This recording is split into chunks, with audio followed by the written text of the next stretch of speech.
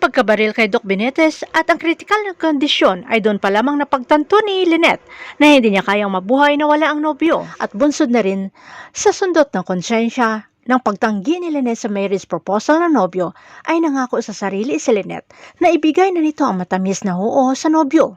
Tama naman na nagising sa Doc Benitez kaya hindi pa inantay ni Lynette ang propose ulit ng nobyo kundi siya na mismo ang nag-propose sa nobyo.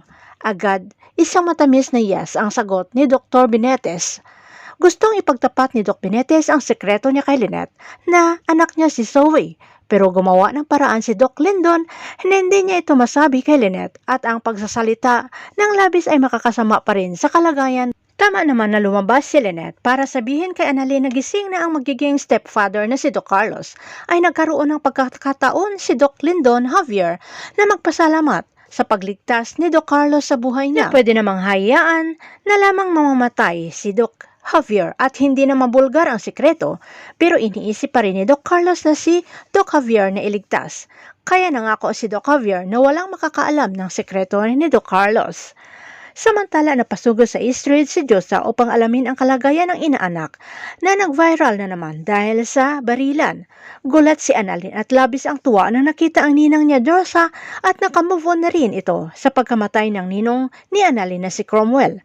Agad dinala ni Annalyn ang ninang niya sa nanay niya Lynette na kasama ang lola niya Susan noon. Tuwang-tuwa si Lynette at sa wakas bumalik na si Josa at bumalik na ang friendship nila.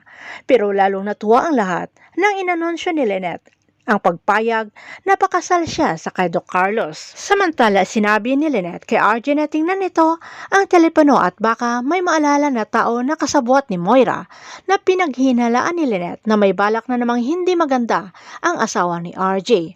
Doon na pag-alaman ni RJ mula kay Zoe na ang luma niyang telepono ay kay Annalyn.